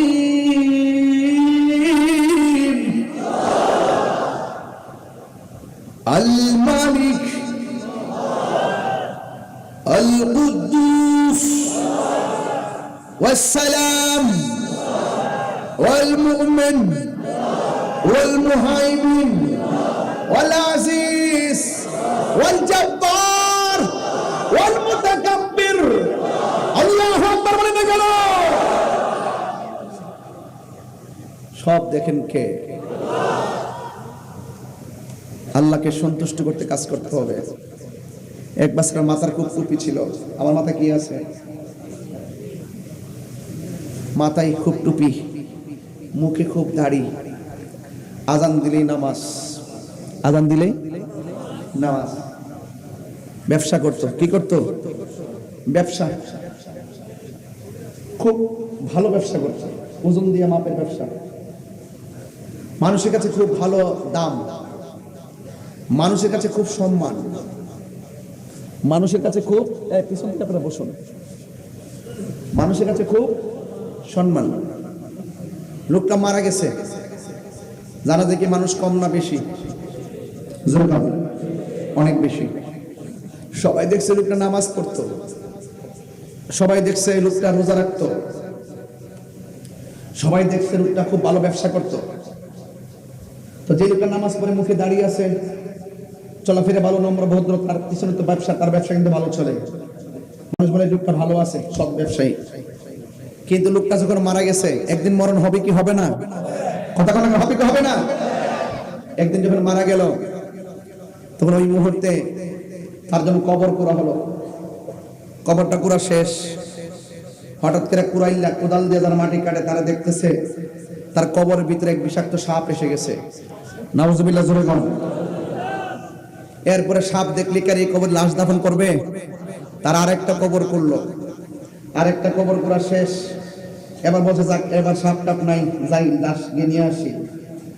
মাথাটা ফিরায় থাকায় দেখে আবার আরেকটা সাপ এসে গেছে। আল্লাহু আকবার বলবেন না? অন কোদাল দিয়ে মাটি কাটতে একটু সময় লাগে না ভাই? একটা কবর করতে কিন্তু অনেক কষ্ট, কিন্তু মাটি কাটে অনেক মাটি বের হয়, ঠিক না? এই কবরে মাটি কাটতেছে, ওরা চিন্তা করতেছে কত কবর করবো আর কবরে সাপ দেখবো। চল চল আমরা আল্লাহর বন্ধুর কাছে যাই, রহস্যটা বলি। সুবহানাল্লাহ না কেন? আল্লাহর বন্ধুর হাকিকত জানার ক্ষমতা আছে না নাই? আরো যারা আছে না নাই? এবার আল্লাহর বন্ধুর কাছে যাই, বলতেছে হে আল্লাহর বন্ধু, আমাদের একজন বুজুর্গ লোক মারা গেছে, সে নামাজ কালাম পড়তো, ভালো ব্যবসায়ী, ব্যবসা করতো, কিন্তু আমরা যখন তার জন্য কবর করতে গেলাম, কবর করা শেষ হওয়ার পর হঠাৎ করে দেখি কবরে সাপ চলে আসে। কোথায় থেকে আসে আমরা বুঝিও না। একবার করার পরে আবার কবর করলাম, এরপর আবার দেখলাম কবরের ভিতরে সাপ। এখন আমরা কি করব? আমরা কি তৃতীয় আরেকটা কবর করব? তখন আল্লাহর বন্ধু বলছেন, তোমরা আরেকটা কবর করবা, আরেকটা কবর করবা। যদি তোমরা সাপ পাও, ওই সাপ সহকারে লাশটা দাফন করবা। সাপ না পাইলে ওইটাতে দাফন করবা। শর্ত কয়টা? সাপ পাইলো সাপ সহকারে দাফন করবে, না পাইলেও দাফন করবে। বাস, কোদাইল্লারা মাটি কাটতে গেছে, মাটি কাটতে যায়, কবর করছে, পুরো একদম শেষ। মাশাআল্লাহ, খুব সুন্দর কবর, কোনো সাপ টাপ নাই। সব লাশ বাইর করে আইনা জানাজার নামাজ পড়ছে, লাশ কাদের মধ্যে নিছে, নিয়ে তখন বাড়িতে গেছে। ওই জানাজার ময়দান থেকে আসল বাড়িতে নিছে। এখন পটিয়ার মানুষ, থানাহাটের মানুষ, মুখটা ভৈরা বলেন, আসল ঘর কি বিল্ডিং না কবর? তাহলে কোন বাড়িতে নিয়ে গেছে? নকল বাড়িতে না আসল বাড়িতে? আসল বাড়িতে নেওয়ার পর তখন ওই কবরের পারে গেছে, জানাজা করে যাইয়া দেখতেছে ওই কবরের ভিতরে আবার বিষাক্ত সাপ দেখা যায়। শর্ত ছিল কয়টা? সাপ থাকলে সাপ সহকারে দাফন করবা, সাপ না থাকলে এটাতে দাফন করবা। এরপরে যখন সাপ দেখছে, সাপ সহকারে কবরের ভিতরে তার লাশটা ফেলে দিয়ে মাটি চাপা দিয়ে তারা সবাই চলে গেছে। কিন্তু লোকটা তো নামাজে ছিল, লোকটা তো রোজাদার ছিল, লোকটা তো ভালো করে ব্যবসা করত, সবার কাছে তার অবস্থান সমাদৃত। কিন্তু লোকটার কবরে কেন সাপ? একটা আলোচনার বিষয় হয়ে গেছে। অনেক সময় দেখবেন কিছু কিছু ছেলেরা মার সাথে অভিমান কইরা ফাঁসি দিয়ে মারা যায়। তখন অনেক গ্রামের মানুষ বলে, হারে এই ছেলেটা তো ভালো ছিল, কেন রে ফাঁসি দিয়ে মারা গেল? চল বাড়ি থেকে জেনে আসি কেন মারা গেছে, জানতে যায় কি যায় না? ঠিক এইভাবে লোকটা যখন মারা গেছে, কবরে সাপ সহকারে দাফন করার পরে হাটে ঘাটে বাজারে, যেমন হাট বাজারে আলোচনা শুরু হয়ে গেল, থানাহাটে আলোচনা শুরু হয়ে গেল। আর লোকটা দেখছি 5 ওয়াক্ত নামাজ পড়তো, এই লোকটা কেন আজকে কবরের ভিতরে এই অবস্থা? সবাই আলোচনা করতেছে, কারণ কি? কারণটা কি? বাহিরে তো কোনোদিন লোকটাকে 2 নম্বরই করতে দেখি নাই। তখন একটা লোক দাঁড়ায় বলতেছে, কই রে শুন, আমরা বাহিরে দেখেছি লোকটা নামাজ পড়তো, আমরা বাহিরে দেখেছি লোকটা ভালো করে করতো, কি যে বলে ব্যবসা করতো, কিন্তু আমরা তো জানি না লোকটা কি করতো ঘরের ভিতরে। আমরা তো বাহিরের খবরটা জানি, চল ঘরের খবরটা একটু জেনে নেই, তাইলে বোঝা যাবে। তার স্ত্রী তো বেঁচে আছে, চল তার স্ত্রীকে জিজ্ঞেস করি, কেন তোমার স্বামীর এই অবস্থা? আমরা তো বাহিরে দেখেছি সে নামাজ কালাম পড়তো ভালোই, কিন্তু তোমার মাঝে কোনো সমস্যা আছে কিনা, তুমি জানো কিনা তার কোনো ত্রুটি, যে কারণে তার কবর এরকম নামাইবার আগেই সাপ আসতে পারে। এই যখন অবস্থা, তখন ওই স্ত্রীর কাছে যাওয়ার জন্য তারা সিদ্ধান্ত নিল। একটা কথা মনে রাখবেন, স্ত্রী যদি বলে আমার স্বামীটা বড় ভালো ছিল, আমার রাসূল বলেন আমার আল্লাহ তার স্বামীর কবরটাকে জান্নাত বানায় দেন। আবার স্ত্রী যদি মারা যায়, স্বামী যদি বলে আমার স্ত্রীটা অনেক ভালো ছিল, তাহলে ওই স্ত্রীটার কবরটাকে আল্লাহ পাক জান্নাত বানায় দেয়। জোরে কন্যা সুবহানাল্লাহ। তো এই মানুষে ওই গ্রামের মানুষগুলো তারা চলে গেছে স্ত্রীর কাছে জানার জন্য, কি গো তুমি তো তোমার স্বামীর সাথে ঘর সংসার করেছো, আমরা তো দেখেছি সে নামাজ কালাম পড়তো, কিন্তু তোমার স্বামীর কোনো ত্রুটি দেখি নাই, তুমি কোনো ত্রুটি জানো কিনা যেই কারণে তোমার স্বামীকে কবর দেওয়ার আগেই কবরের ভিতরে সাপ নামতে পারে? তখন স্ত্রী বলছে, হ্যাঁ আমি জানি আমার স্বামীর একটা ত্রুটি ছিল। হ্যাঁ হ্যাঁ বলো কি ত্রুটি ছিল? আমার স্বামী ব্যবসা করতো, ওজন দিয়ে মাল মাপতো, কিন্তু আমার স্বামী ওই ওজনের মালের সাথে কিছু পাথর মিশাইয়া ওজন বাড়াইয়া ফাঁকি দিয়ে টাকা ইনকাম করত।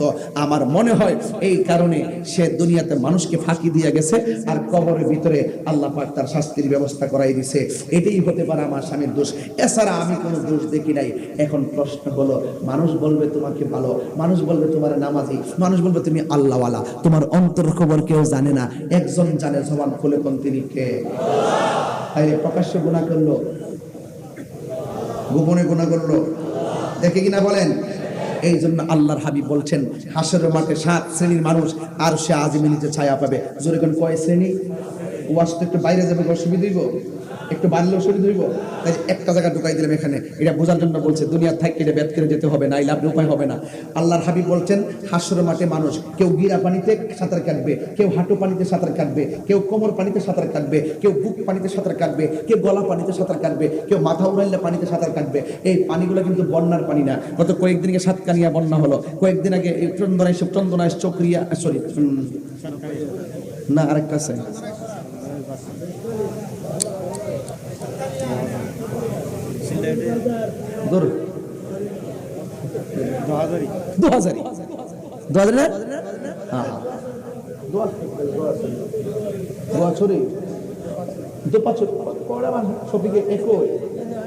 আচ্ছা যাক, এই লবণ এনে অসুবিধা নেই, বুঝতেছি না ব্যাপারটা। বাজান, মুরব্বী বাবা, বাবা বাজান, আসসালামু আলাইকুম।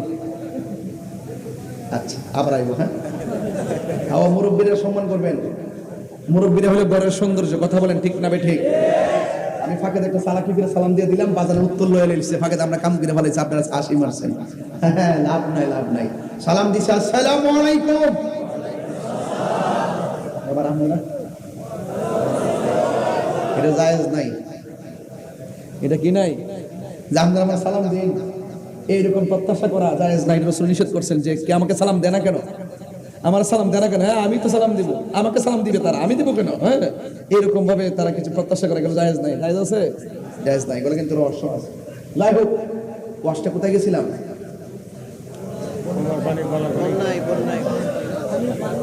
আমি কি আসছিলাম?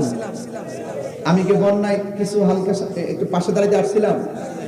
আমি রাস্তা চিনি না, দিকে ভেসতে গেছে, তো সামনে আবার আসবো ইনশাল্লাহ।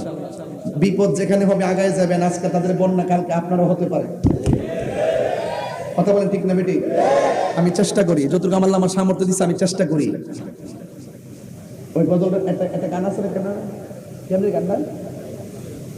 ও নদী রে তুই ভাঙলে আমার ঘর, তোর কিনারে থাকতাম তুই করলে আমায় পর।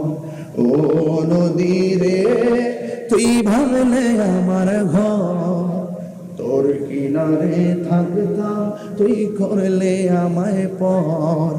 সকালে বিকাল সাজে তোর কিনারে বসে, সকালে দুপুর মাঝে তোর কিনারে বসে করতাম কত গুণগান তোর। বাংলে আমার ঘর তুই করলে আমায় পর। এটা মজা লাগতো না তো? যার বাড়িটা ভেসে যায় সে জানে, যার গরুটা চোখের সামনে পানিতে ভেসে যায় সে জানে। আর কথা বলেন না কেন? ঠিক কি বলেন? মানুষের পাশে থাকবেন সব সময়। আজকে তার বন্যা, কালকে আপনারও হতে পারে। কথা বলেন ঠিক কি বলেন? আমি সতর্ক করে দিচ্ছি আপনাদেরকে, আগায় যাবেন। লোক দেখানোর জন্য আমরা আসি না, যতটুকু তৌফিক দিছে পাশে দাঁড়াই। অনেক কষ্ট করি সুন্নিয়তের জন্য। অনেক মানুষ আমাদেরকে বিভিন্নভাবে সময় আসলে প্রতিবাদে মাঠে না থাকলে তারা বলে যে আমরা জিরাফি খাওয়াই না, সুন্নি মাঠে নাই। আল্লাহর রহমতে এই সুযোগ আর তাদের এখন নাই। কথা বলেন ঠিক কিনা বলেন?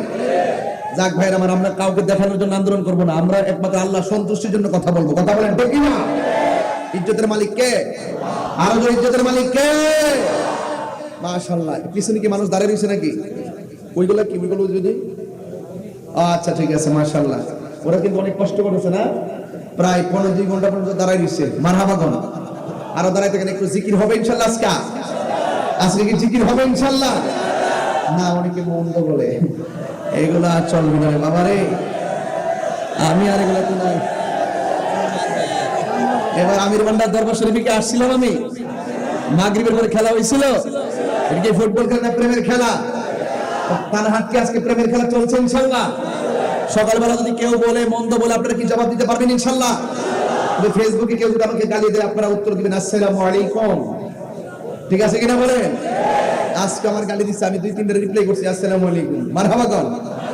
আমি রাগকে ভিতরে রাখি, আমি আমার জবাব আমি আমার সিস্টেমে দিয়ে দেই, ওরা সিস্টেমে পেয়ে যায়। কথা বলেন ঠিক না ঠিক? তবে আমি বলছিলাম, কোথায় যেন গেছিলাম দাদা? দুবাসরি শেষ, পানি গেছে, পানি শেষ। ওই যে কিয়ামতের ময়দানে আলেম ওলামা থাকলে কাজে লাগেনি পাশে? কিয়ামতের ময়দানে কয় শ্রেণীর মানুষকে আল্লাহ পাক আরশে আজিমের নিচে ছায়া দিবে? আরো জোরে বলুন। 1 নম্বর যারা ন্যায় বিচারক, 1 নম্বর কে? 2 নম্বর যারা দানশীল, যারা কি দানশীল। আর 3 নম্বর আছে যারা মসজিদের প্রতি দিবানা, জিকিরের প্রতি ফানা, ইবাদতের প্রতি দুর্বল। ভাত না খেয়ে থাকতে পারে, এক ওয়াক্ত নামাজ ছুটতে গেলে পাগলের মতো হয়ে যায়। এমন কিছু মানুষের জন্য আল্লাহ পাক আরশে আজিমের নিচে ছায়া দিবে, যেরকম সুবহানাল্লাহ। এরপরে আরেকটা শ্রেণী হলো যারা আল্লাহর ভয়ে পাপ কাজ করতে গিয়েও পাপটা করে না, অথচ তার সামনে কোনো মানুষ নাই, কেউ দেখবে না, তারপরে কয় কেউ তো দেখে না আমাকে, একজন দেখে, তিনি কে? মনে করেন যে মদের বোতল হাতে লইছে, এইভাবে খুলছি, ডাইনেও মানুষ নাই, বামেও মানুষ নাই, সামনে কেউ নাই, পিছনেও। এখন খাইলে কেউ দেখবো না, মাইরে আল্লাহ। এরপরে শোনেন কথাটা, কয়া মানে গেছ কয়ার একটু পানি দে, নীল শার্টটারে পানি দিয়ে চাইছিল, খা মারহাবা জোরে কর না কেন? আবার ঠান্ডা হয়ে গেছে, 3বার ঠান্ডা হয়ে গেছে না, 3বার ঠান্ডা হয়েছে, খাইতে মন থাকে না। মারহাবা জোরে কর। তা আমার কথা কি আপনারা বেজার হইতেছেন? বাজার ব্যবসায়ীরা মনোযোগ দিয়ে আওয়াজ শুনেন, মনোযোগ দিয়ে আওয়াজ শুনেন। ব্যবসায়ী ওয়াজ কিনতে করতেছি আজকে, রাস্তার মোড় থেকে শুনে আসছি এই মাইকের আওয়াজ, এই আওয়াজে একটা মেসেজ দিচ্ছি। এখন স্ত্রীকে জিজ্ঞাসা করে তোমার স্বামীর এমন কি অপরাধ, যেই অপরাধের কারণে কবরে দেওয়ার আগে সাপ চলে এসেছে, তুমি কি জানো? হ্যাঁ আমি জানি, একটা অন্যায় ছিল, আমি 1000বার স্ত্রী হিসাবে না করেছি, কিন্তু আমার স্বামী আমাকে মূল্যায়ন করে নাই, আল্লাহকে ভয় পায় নাই। আমার স্বামী ওজন দেওয়া মাপের সঙ্গে কংক্রিট আর পাথর মিশায়া ওজন বাড়ায়া বিক্রি করে মানুষকে ধোঁকা দিত। সে দুনিয়াতে মানুষকে ঠকায় গেছে, কবরে যাওয়ার পরে তার কবরে সাপ চলে এসেছে। আমার প্রশ্ন হলো যুবক ভাইয়ের, আমার অনেকে দেখবেন ব্যবসায়ীরা পাল্লা আলগি দিয়ে আঙ্গুলটা এমনি টানে, এমনি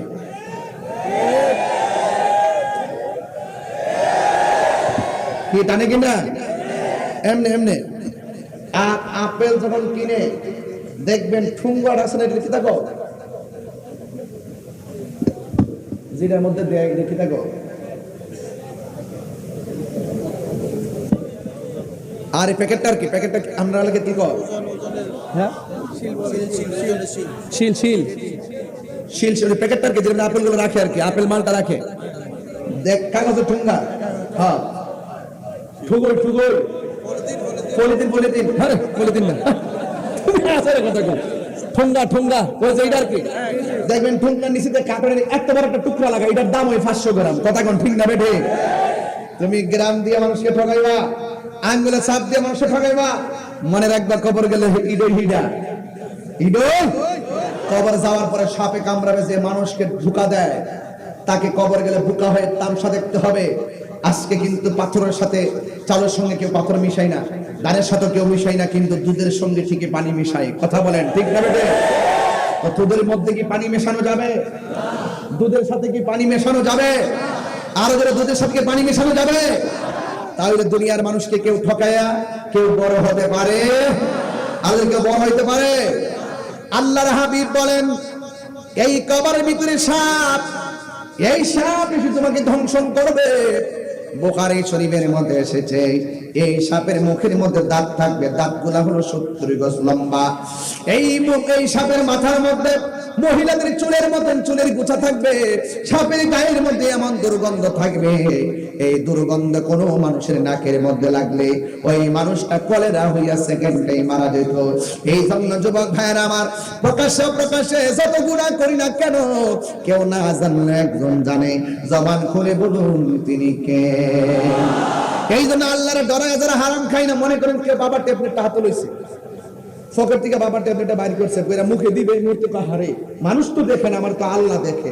এই ভয় করে যারা বাবার ট্যাবলেটটা ফালাইয়া দেয়, মদের বোতলটা ফালাইয়া দেয়, গাঞ্জাটা ফালাইয়া দেয়, হ্যাঁ, এবং হারাম খাওয়াটা ছেড়ে দেয়, আল্লাহ পাক তাদের ব্যাপারে কোরআনের মধ্যে কি বলছে শুনেন। আল্লাহ বলছেন, ওয়ালিমান খাফা মাকামা রাব্বিহি জান্নাতান।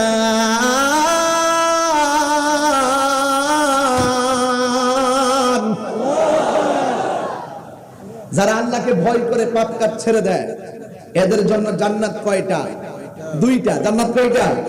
দুইটা। আরেক জায়গায় লিখছে, ওয়া নাহান নাফসানিল হাওয়া ফা ইন্নাল জান্নাতা হিয়াল মাওয়া।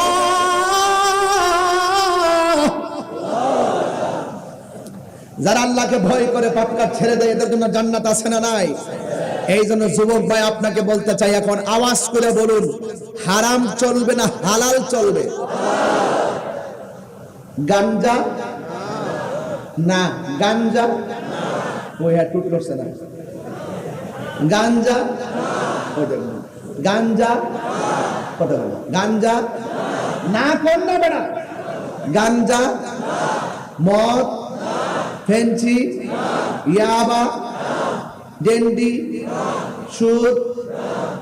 সুদ কি আছে? কিছু সুদ কি আছে? ওরা তো অনেক পাওয়ারফুল, কিছু বলবো তাদেরকে একটু বাপ ডাকাবো?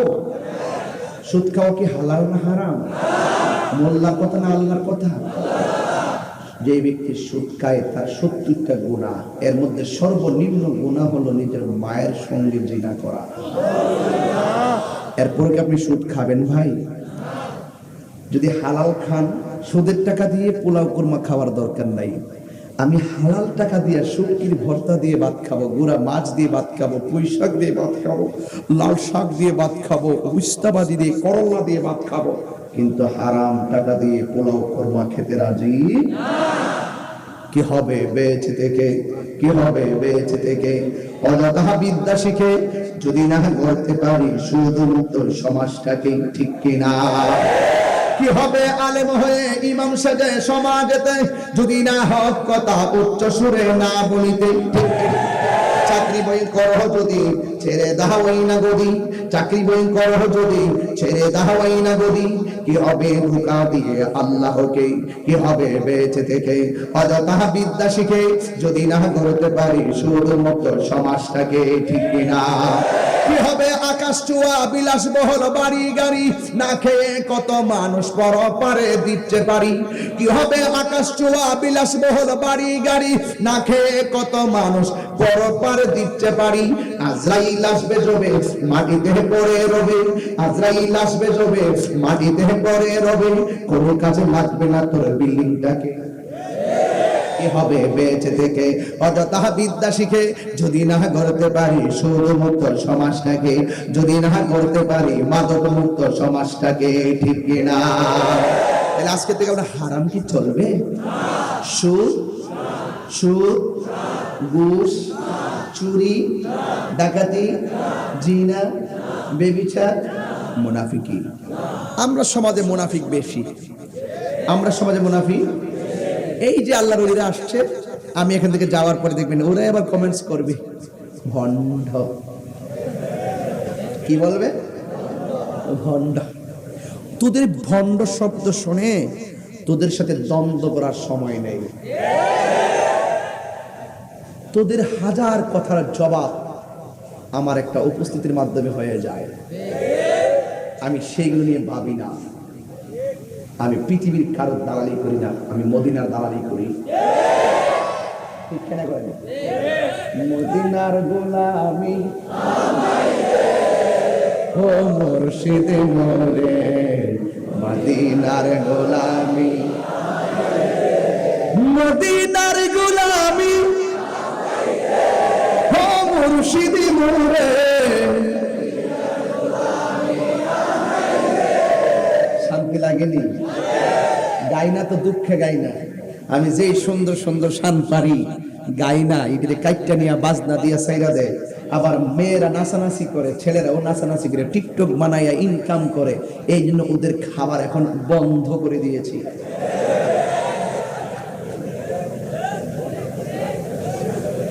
কাতারে যাওয়ার পরে এই যে ব্লেজারটা দেখতেছেন, কাতারের একটা আভিজাত্য দোকান, এটার নাম হলো টপ ওয়ান ইউনিফর্ম।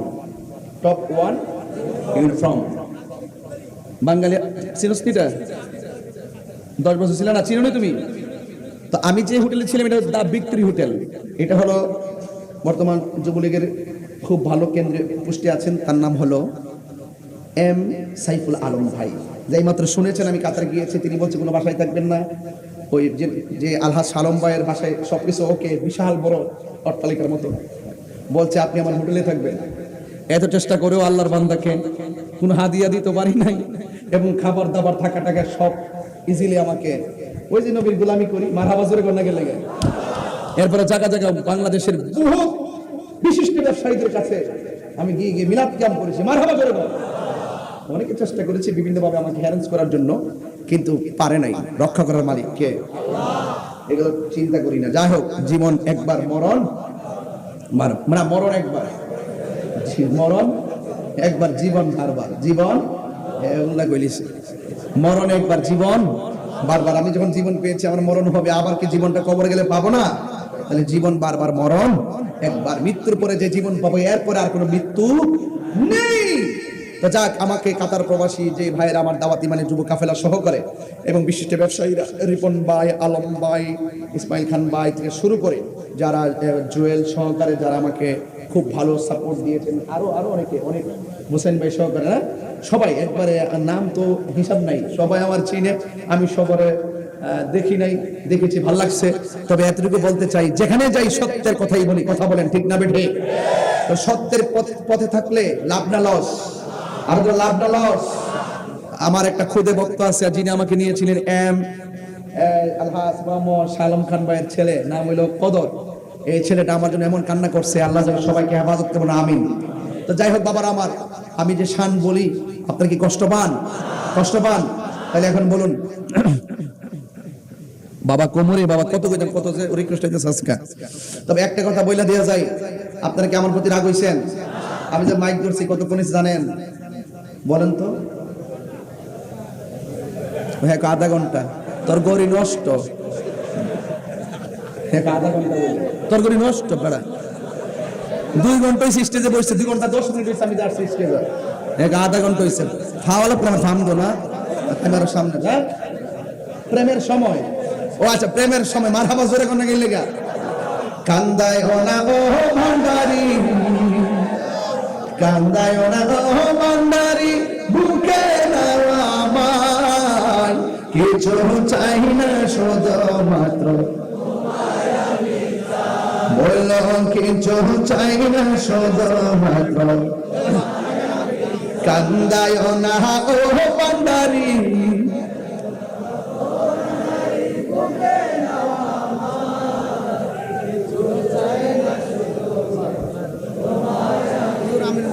আমি যখন কাতারে গিয়েছি, টান মারলে যে রিয়াল চলে আসে, জানে মালে মোহব্বত দেখানো শুরু করলো। মারহাবা জোরে গল। বাসা থেকে আর রাহস না বাবা, আরে ওই আইছে, আরে ফাগলারা দে, হাদিয়াটা লাগাই দে, ফাগলারা দে, দিয়ে দাও, দাও দাও 500 টাকা। মারহাবা দে দে, মাশাআল্লাহ, মারহাবা গন। আরে হাতটা দিতে দেখে না গো, মাশাআল্লাহ মাশাআল্লাহ, দে দে দে, যেমনি আইছে এমনি যাক। মারহাবা গন, মারহাবা গন। বাবার আইসে ওই একবার ইয়াকাসের মোটিয়েতে একবার দেখা হয়েছিল না? ওই সময় কি বসছিল? ওই সময় বাদাম মনে হচ্ছিল নাকি এগুলোই পপকর্ন আসছিলাম এই ভান্ডারে না? মারহাবা, আল্লাহ তাআলা হায়াত দারাজ করুক, আমিন কম। তাইলে তুমি যদি সাউন্ড তুমি যদি আমার হও দিব উপহার দয়াল জীবনটাই আমার, তুমি যদি আমার হও দিব উপহার দয়াল জীবনটাই আমার।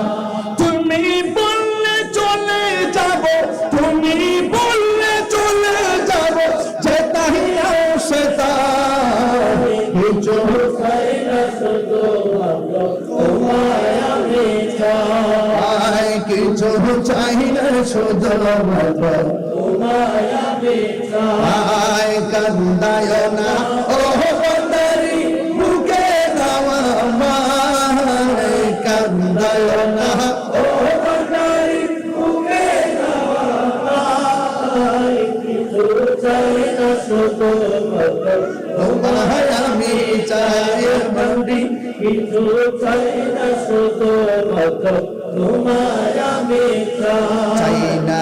আমি ধনের পাহাড় ববের সরদারি দয়াল বান্ধারি, ঠিক না? চাই না আমি ধনের পাহাড় ববের সরদারি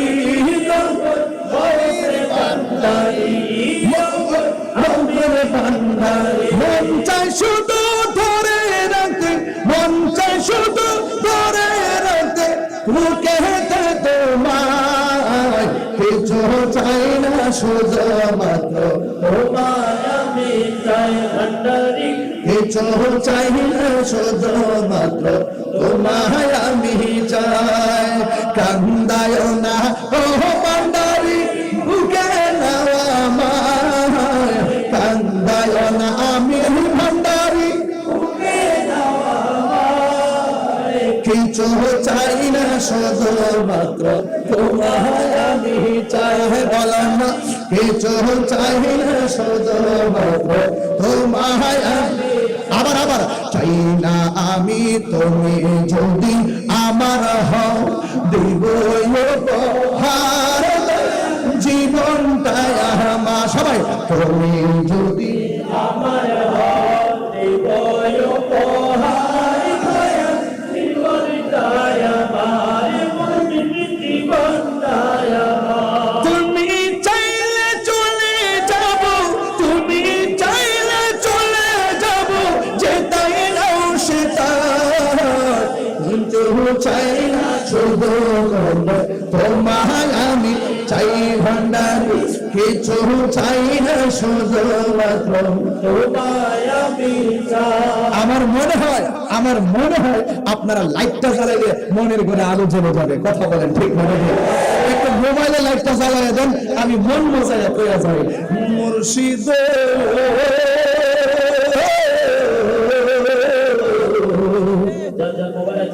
ফ্ল্যাশ লাইট জ্বালাই দেন, একটু আমারটা সাউন্ড একটু করে দিও। এবার বলেন মুর্শিদ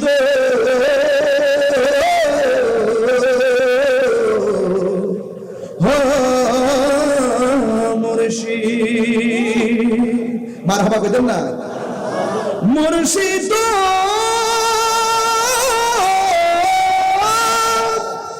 ও মুর্শিদ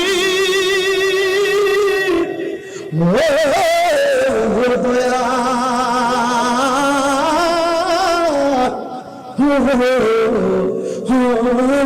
দয়া আমার মন মজাইয়া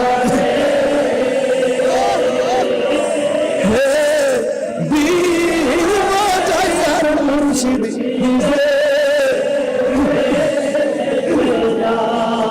আমার মন মজাইয়া রে দিল মজার মুর্শিদ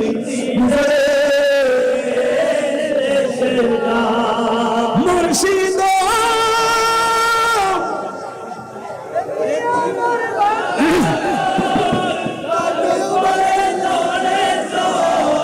কখনো জানি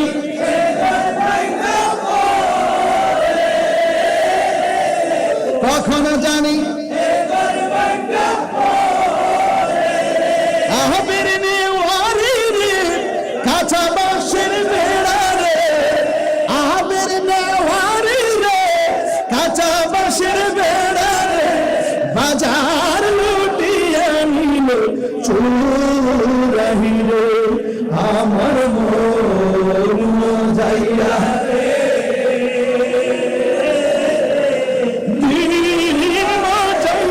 মুর্শিদ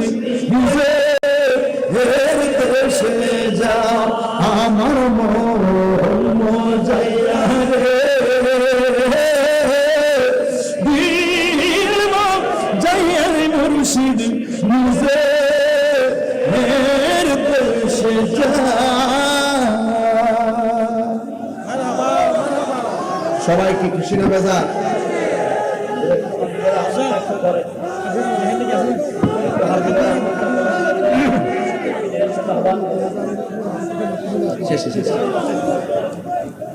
লতিফ মাশাআল্লাহ আসো একটু আদর করে দে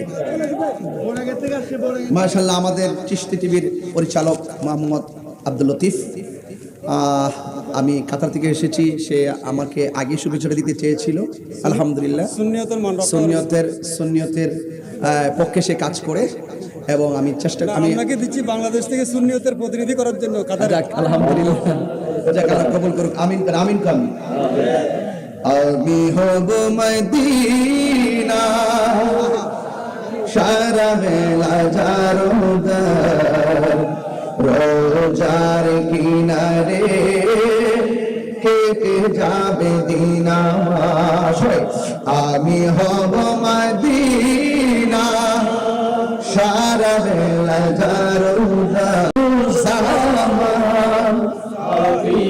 রহমান মেরে বাবা জান সাহেবে সুলতান আমি মারহাবা মারহাবা মাশাআল্লাহ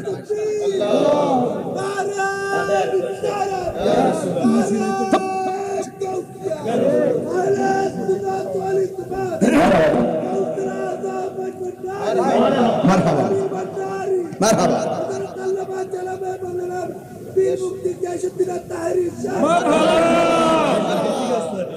মাশাআল্লাহ মারহাবা বাজার আমি 2 ঘন্টা আলোচনার পর এই 3টা কালাম একসাথে গাইছি আপনাকে কষ্ট পাইছেন সকালে দেখবেন ইটের কাটতে করবে যাইছে গান গজল গাইবার লাগে ওয়াজ করতে আইছে না এতক্ষণ যে 2 ঘন্টা ওয়াজ করলাম এর বাপের মাথা করছে এগুলা মুনাফিক ঠিক কি না বলেন এগুলা মুনাফিকদের বাণী হলো সারা জীবন ভালো কাজ করলো ওরা যে দিকটা করতে পারে এই দিকটা ছোট করে কাটতে নিয়ে আপনাকে প্রশ্নবিদ্ধ করবে কথা বলেন ঠিক কিনা আমি আল্লাহর শান গাইছি ওদের কথা কি শান বন্ধ করে দিব আমি নবীর শান গাইবই কথা বলেন ওদের শান গাইবই ভান্ডারের শান গাইবই কথা বলেন না ঠিক কিনা ওদের কথাই কি আমি বন্ধ করে দিব না তাদের কথা শুনে কি বন্ধ করার টাইম আছে আমার যাক আল্লাহ কবুল করুক এদেরকে হেদায়েত নসিব করুক আবু সুফিয়ান যদি বলতো এখন বললে চাই কি চাই না ওদের কপালে ঠাড়া হোক আবু সুফিয়ান যদি বললে আমার হুজুর প্রিয় হুজুর কইলে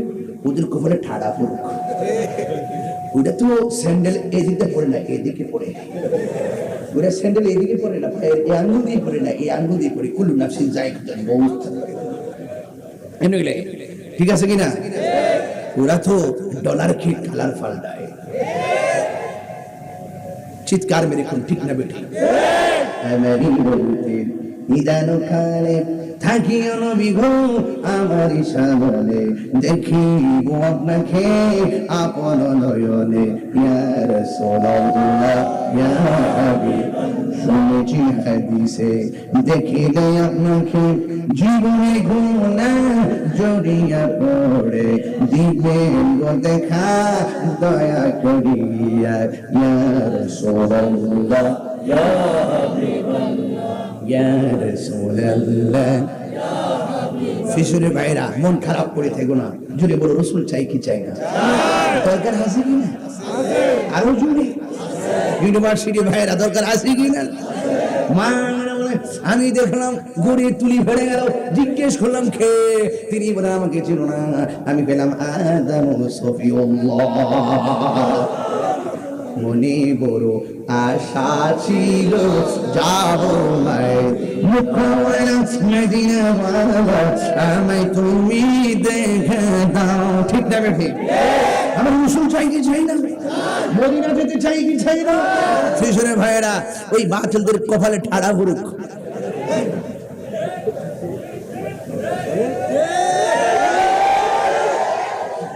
এখন আবার বাবা আবু সুফিয়ান মাঠটা কাঁপাইতেছে, কথা কোন ঠিক কিনা? একটা স্কলার, একটা মুফাসসির, কথা কোন ঠিক কিনা? যে যাই বলুক, দেশে বিদেশে দেখে আসছি তো, এখনো নামের ক্যাসেট বাজে, কথা কোন ঠিক কিনা? বাবা কিও ও প্রথমবার হুজুর আসছিল, আবার আনবে আমার সাথে আবার আনবে হুজুরে, কারণ আগের উলামায়ে কেরাম যারা মাঠে ছিল তাদেরকে বারবার বরকতের জন্য হলে মাহফিলে রাখবেন, কথা বলেন ঠিক কিনা বলেন? আল্লামা আবুল কাসেম নূরী হুজুর সারা বিশ্বে সুরে প্রেমের মাতোয়ারা বানাইছে, কথা বলেন ঠিক না? এগুলো কি ভোলা যাবে?